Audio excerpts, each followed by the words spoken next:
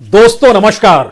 गरीब कर्ज ले और ना लौटा पाए तो उसे मौत मिलेगी। रईस कर्ज ले और ना लौटा पाए तो सरकार कर्ज माफी करा देगी।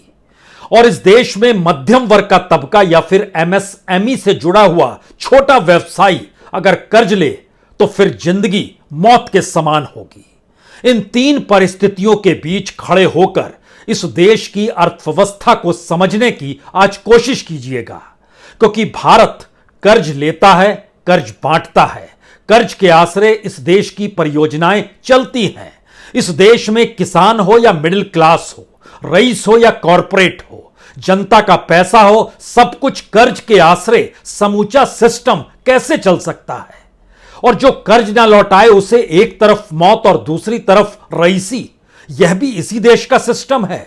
मौजूदा वक्त में इस देश में 127 परियोजनाएं चल रही हैं और सभी परियोजनाओं का पैसा वर्ल्ड बैंक से आ रहा है। वर्ल्ड बैंक क्यों पैसा देगा और वर्ल्ड बैंक जिन नीतियों को भारत में लागू कराने की दिशा में बढ़ना चाहता है उसकी दृष्टि तो सिर्फ भारत के बाजार पर है। वो चाहता है कि भारत एक बाजार में तब्दील हो जाए और भारत चाहता है, यानी देश में सत्ता संभालने वाली सत्ता चाहती है कि दरअसल कर्ज मिलता रहे और जो भी नीतियां हैं हम लागू कराते चले जाएंगे। हमें इसकी फिक्र नहीं है कि इस देश को अपने पैर पर कैसे खड़ा होना है। हमारी फिक्र यह है कि जब तक हमारे पास सत्ता है तब तक पैसों की कमी होनी नहीं चाहिए, ना हमारी रईसी में, ना हमारे गवर्नेंस के तौर तरीकों में। और पैसा देने के लिए विश्व बैंक और अंतर्राष्ट्रीय मुद्रा कोष यानी आईएमएफ दोनों तैयार हैं। किन किन योजनाओं में कितना कर्ज का पैसा लगा हुआ है और जितना कर्ज भारत पे बढ़ता चला जा रहा है उसमें बैंकों का योगदान कितना है, और बैंकों में जमा पैसा इस देश के गरीब को दे दिया जाए कर्ज के तौर पर और वो ना चुकता करे तो उसे गाड़ी तले कुचल दिया जाए।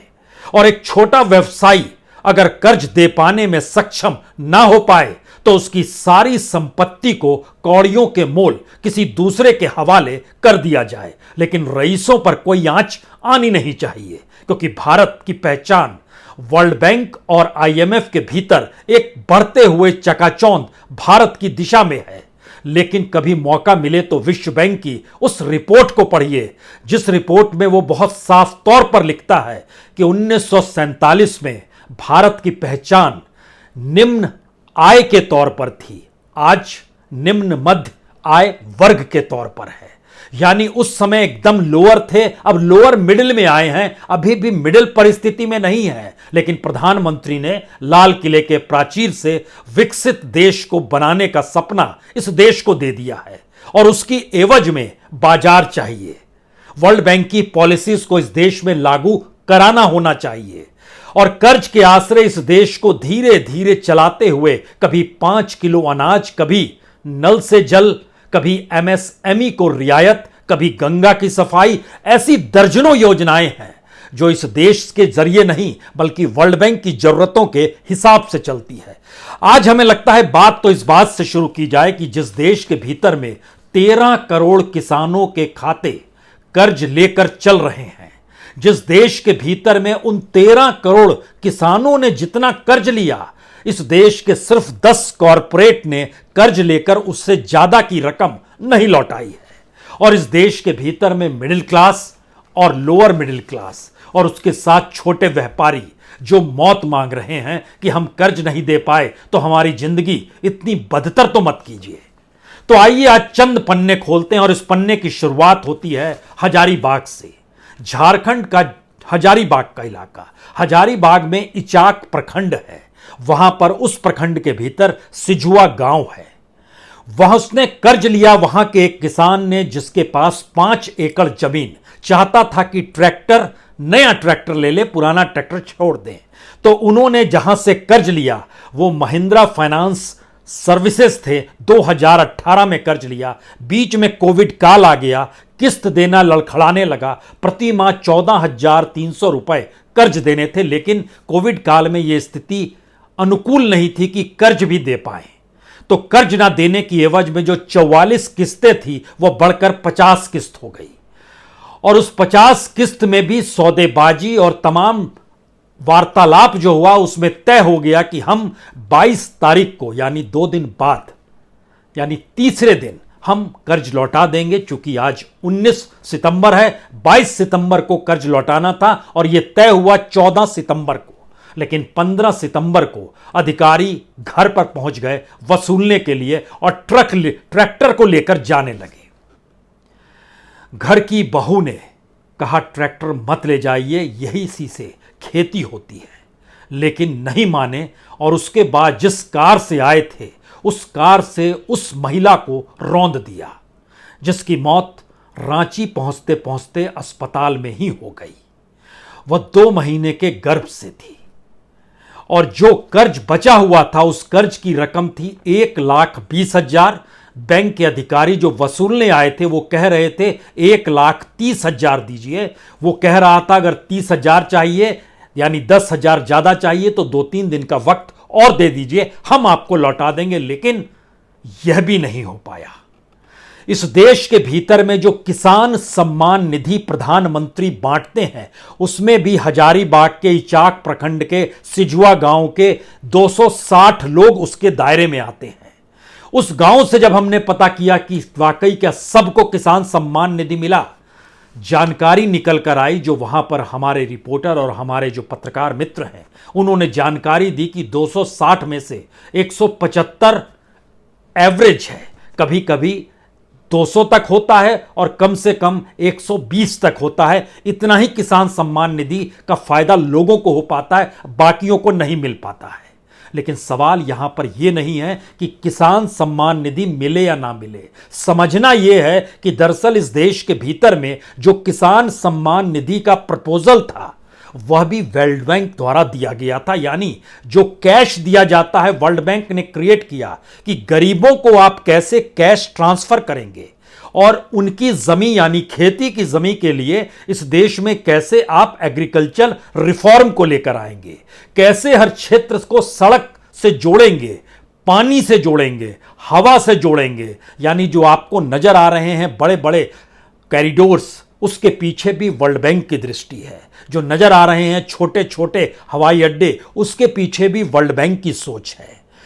उसको चाहिए इस देश को मार्केट में तब्दील होना और उसका बहुत साफ अपनी रिपोर्ट में मानना है कि भारत के भीतर अभी भी मोनेटाइजेशन की यानी हर चीज की कीमत की बड़ी जरूरत है और उसके जरिए दुनिया के बड़ी कंपनियां बहुत कुछ कमा सकती है।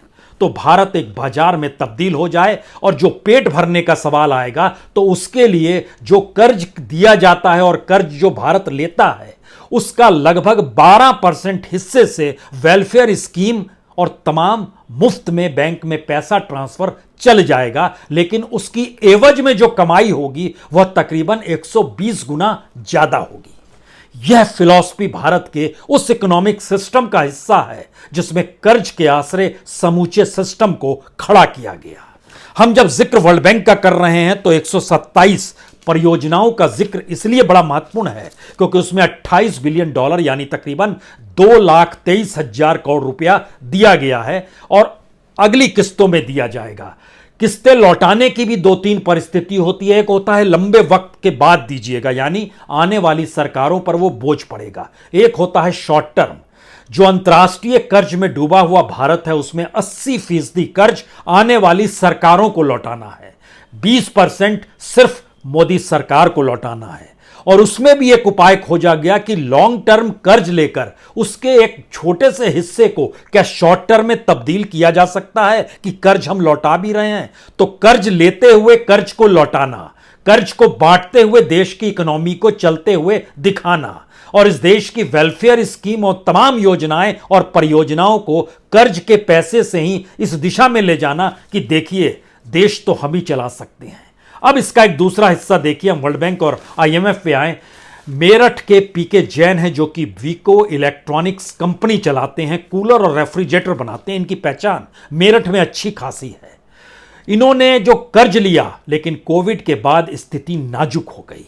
15 करोड़ 50 लाख का मूल बकाया जो 2016 में था वो आज भी है, लेकिन कर्ज को ऊपर जो इंटरेस्ट लेता है लगते चला गया, उस इंटरेस्ट को लौटाने के लिए इनकी सारी संपत्तियां बेची जाने लगी।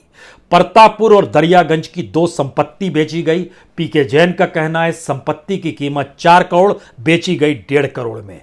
उसके बाद रुड़की में एक फैक्ट्री जिसकी कीमत 14 करोड़ बेची गई 8 करोड़ में, और वहां पर 250 से ज्यादा लोग काम करते थे, सबकी नौकरी चली गई। महत्वपूर्ण यह भी नहीं है, महत्वपूर्ण है कि जो बिक रहा है वह इंटरेस्ट में जा रहा है, मूल बकाया अभी भी है, तो इनका जो अकाउंट है उसको भी एनपीए में तब्दील कर दिया गया। तो इस शख्स ने यानी पीके जैन ने प्रधानमंत्री को एक लेटर लिखा, एक मुख्यमंत्री को लेटर लिखा कि अब मैं जिंदगी जीने की स्थिति में नहीं हूं, जिस अवस्था में मुझे लाकर खड़ा कर दिया गया है, मुझे मौत दे दीजिए, मैं इच्छा मृत्यु की मांग कर रहा हूं। गरीब को गाड़ी से कुचला गया हजारीबाग में, 2 माह का गर्भ था, उसके बाद उसे कुचल दिया गया।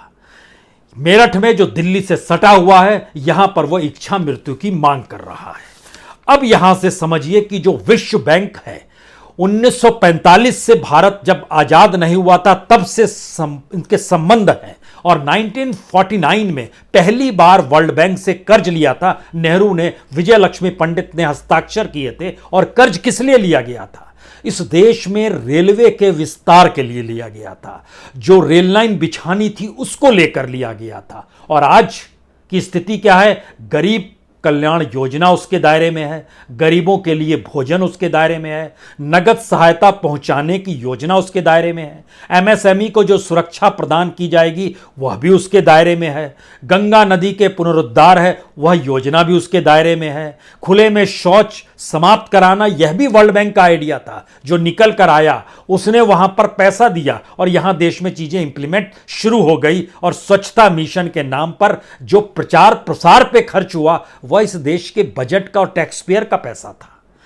यानी इसके आगे जब बढ़िएगा तो देश का जो बेसिक इंफ्रास्ट्रक्चर, अगर आप ये कहेंगे कि हां मोदी सरकार ने कमाल का काम कर दिया, तो जरा वर्ल्ड बैंक की रिपोर्ट को उठाकर देखिए। रेलवे कॉरिडोर, सड़क कॉरिडोर, आंतरिक जलमार्गों का पुनः रूप से नए तरीके से शुरू करना और सभी तंत्रों को बाजार से जोड़ना उसकी पहली प्लानिंग का हिस्सा है। अगर भारत सरकार की सहमति है तो हम आपके लिए परियोजना जो आप वेलफेयर स्कीम पे नाम लेकर आते हैं, हम कर्ज देने को तैयार हैं। और कर्ज की स्थिति धीरे धीरे बढ़ते बढ़ते कितनी बढ़ गई?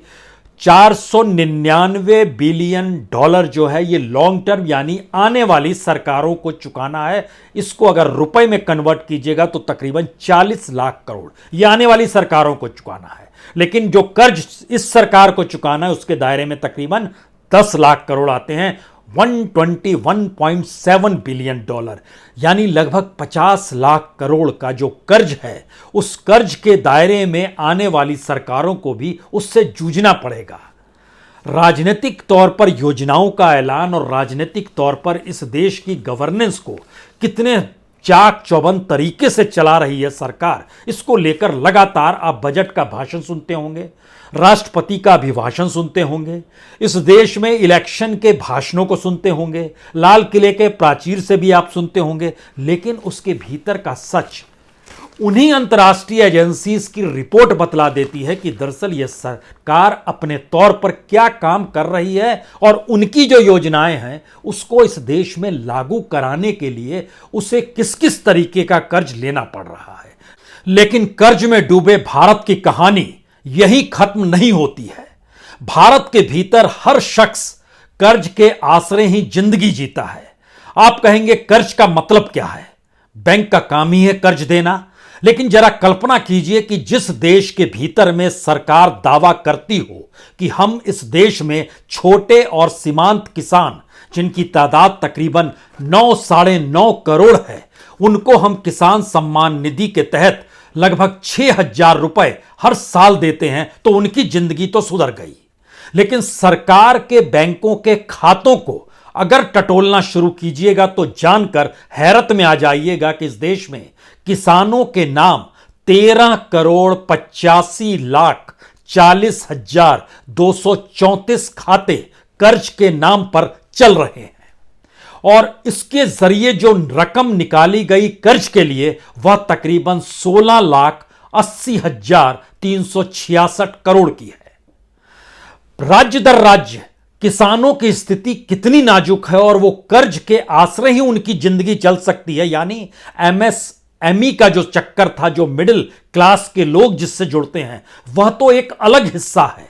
और जो एमएसपी का हिस्सा था, यानी अनाज की सही कीमत आपको मिल जाएगी, वो ना मिल पाए, लेकिन जिंदगी को चलाना है और जिंदगी को चलाने के लिए सरकार बाहर से कर्ज लेगी, उस कर्ज को इस देश के भीतर में बांटने की स्थिति पैदा करेगी। यानी ये देश अपने तौर पर कैसे, कब, किस रूप में खड़ा होगा और किस रूप में वो चलेगा और भविष्य इस देश का क्या होगा, ये सारे सवालों को मत देखिए, जरा इसको देखिए। उत्तर प्रदेश के भीतर 1,43,43,475 किसानों के खाते हैं जो कर्ज में डूबे हुए हैं और इनके ऊपर जो बोझ है वह 1,55,743 करोड़ का है। इसी तरीके से बिहार में लगभग 70 लाख खाते जो हैं कर्ज में डूबे हुए किसानों के खाते सिर्फ, और उन पर लगभग 50,000 करोड़ का कर्ज चढ़ा हुआ है। मध्य प्रदेश 74,64,946 कर्ज खाते जो हैं ये कर्ज में डूबे हुए हैं और इन पर तकरीबन 1 लाख करोड़ का कर्ज है। महाराष्ट्र सबसे बड़ा राज्य, यहां पर 1,04,32,252 खाते किसानों के कर्ज में डूबे हुए हैं और इन पर जो 1,53,000 करोड़ का नुकसान है। अगर इस परिस्थिति में घूमिएगा तो उत्तर प्रदेश, महाराष्ट्र और कर्नाटक 3 ऐसे राज्य हैं जहां पर 1 करोड़ से 1.5 करोड़ तक के खाते जो हैं संख्या के हिसाब से यह कर्ज में डूबे हुए खाते हैं और इन पर जो कर्ज है वह तकरीबन 1.5 से 2.25 लाख करोड़ रुपए का कर्ज इन्होंने लिया हुआ है। राज्य दर राज्य आपके जुबान में जो भी आए, मसलन आप कर्नाटक, चूंकि अभी भारत जोड़ो यात्रा कर्नाटक से निकल रही है, आने वाले वक्त में क्या होगा, किस रूप में होगा, वहां पर 1,08,99,165 खाते किसानों के कर्ज में डूबे हुए हैं और इन पर जो कर्ज है वह 1,43,000 करोड़ का है। अब आप सोचिए, गुजरात जैसे राज्य में जहां पर 27 साल से बीजेपी की सत्ता है, वहां पर 43,45,000 किसानों के खाते कर्ज में हैं और इन पर जो बोझ है वो 90,000 करोड़ से ज्यादा का कर्ज इन पर है। यानी कोई राज्य अछूता नहीं है, कोई किसान अछूता नहीं है। किसान सम्मान निधि के दायरे में आए हुए किसानों की तुलना में लगभग दुगने किसान के खाते इस दौर में आकर कर्ज की दिशा में बढ़ चुके हैं। तो यह देश कर्ज के आश्रय, अगर आप सोच रहे हैं तो इसके समानांतर रईसी का पक्ष भी देखिए, क्योंकि किसानों का जो पूरा का पूरा कर्ज है यह 16,80,000 का है। लेकिन इस देश के भीतर के टॉप 10 कॉरपोरेट, अगर उनके कर्ज को देखिएगा तो वह 16,80,000 करोड़ को पार कर जाएंगे। उसमें अंबानीज को लीजिए, अडानीज को लीजिए, टाटा को लीजिए, आदित्य बिरला को लीजिए, एल&टी को लीजिए, महिंद्रा को लीजिए, बजाज को लीजिए। आप जब सब टॉप 10 के जब जोड़ना शुरू कीजिएगा तो वह इस 16 लाख करोड़ को पार कर जाएंगे। तो अगला सवाल आपके जहन में यही होगा, आज नहीं कल ये पैसा तो लौटेगा, ये पैसा गरीबों का लौटेगा या फिर उनको मौत मिलेगी। एमएसएमई में जिसने कर्ज लिया है और जो छोटे व्यवसायी है उनसे कर्ज लौटेगा या उनकी जिंदगी बद से बदतर हो जाएगी। लेकिन रईसों के कर्ज इस देश के भीतर में बीते 8 बरस के भीतर जब लगभग 12 से 13 लाख करोड़ रुपए माफ कर दिए गए हों, रिटर्न ऑफ कर दिए गए हों, और उसके बावजूद भी इस देश के जो कॉरपोरेट और इंडस्ट्रीज है उन पर 10 लाख करोड़ से ज्यादा का कर्ज अभी चल रहा हो, तो ये सारे कर्ज को जब आप जोड़ना शुरू कीजिएगा और अंतर्राष्ट्रीय कर्ज को लेकर आइएगा तो आपके जहन में एक ही सवाल आएगा, यह देश अपने पांव पर खड़ा हुआ नहीं है क्या? और अगर यह देश अपने पांव पर नहीं खड़ा है तो वो कौन सा दिन होगा जब भारत की स्थिति कहीं नाजुक ना हो जाए और भारत की पॉलिटिकल सिचुएशन के भीतर में जो राजनीतिक सत्ता अलग अलग तरीके से चकाचौंध दिखाती है हर किसी को, कहीं यह देश को डुबो ना दे। हो सकता है ऐसी स्थिति इन आंकड़ों के आश्रय, जो सरकार के ही आंकड़े थे, हमने उसको बताया। आखिर में सिर्फ आपसे एक बात आज के दिन करना चाहते हैं। डॉक्यूमेंट्स देख रहे थे, ब्लूमबर्ग की एक रिपोर्ट आई उस रिपोर्ट में बताया गया कि जो महारानी है, जिनका आज अंतिम यात्रा जो पूरी दुनिया देख रही है, भारत की राष्ट्रपति द्रौपदी मुर्मू जी भी गई हैं वहां पर उस शोक में शामिल होने के लिए। उस महारानी के परिवार पर पिछले बरस 2021-22 में जनता के टैक्स का पैसा लगभग 10.24 करोड़ पाउंड खर्च हुआ, यानी रुपए में तब्दील कीजिएगा तो 940 करोड़ रुपए खर्च हुए। उससे पिछले साल 793 करोड़ रुपया खर्च हुआ था। महारानी के इस कर्ज को लेकर ब्रिटेन के भीतर एक चिंता थी कि महारानी के परिवार को टैक्स पेयर का पैसा इतना जाता है, यह खर्च कम किया जाना चाहिए। खर्च क्या है? 940 करोड़ रुपया। और देश के भारत के जो प्रधानमंत्री हैं उनकी सुरक्षा पे जो खर्च होता है, अगर एसपीजी सिर्फ उनके लिए है जिस पर तकरीबन 400 करोड़ से ज्यादा का खर्च होता है, सिर्फ सिक्योरिटी के लिए 500 करोड़ से ज्यादा भारत में सिर्फ सिक्योरिटी के लिए देश के प्रधानमंत्री पर खर्च होता है, और उन पर पूरा खर्चा 943 करोड़ का। उनकी जो खर्च जो यात्रा की आई उसमें निकल कर आया कि 41 करोड़ रुपए खर्च हुए 2021-22 में। भारत के प्रधानमंत्री का डाटा यात्रा का तो कोई निकल कर नहीं आया है इस दौर का, लेकिन इससे पहले के दौर का जाइएगा 2014 में 80 करोड़ रुपए विदेशी यात्रा पर खर्च हुए, देश के भीतर नहीं, विदेशी यात्रा पर। 2015 में 134 करोड़ से ज़्यादा खर्च हुए, 2016 में 77 करोड़ से ज़्यादा खर्च हुए, 2017 में 77 करोड़ से ज़्यादा खर्च हुए, 2018 में 116 करोड़ से ज़्यादा खर्च हुए, 2019 में 102 करोड़ से ज़्यादा खर्च हुए, और उसके बाद कोविड काल में अच्छा था कि यात्रा नहीं हो पाई, लेकिन जो आखिरी यात्रा 13 नवंबर 2019 को ब्राज़ील की थी उस पर ही 20 करोड़ रुपए खर्च हुए। भारत का शाही मिजाज दुनिया को आईना दिखाता है कि हम गरीब देश नहीं हैं, और भारत के भीतर की गरीबी दुनिया को आईना दिखाती है कि भारत दुनिया के सबसे गरीब और भूखे देशों की कतार में अव्वल खड़ा है। आप खुद को कहां खड़ा करते हैं ये आप तय कीजिए, लेकिन इस देश की गवर्नेंस का जो तरीका है वो हमने आपके सामने रख दिया। बहुत बहुत शुक्रिया, बहुत बहुत शुक्रिया।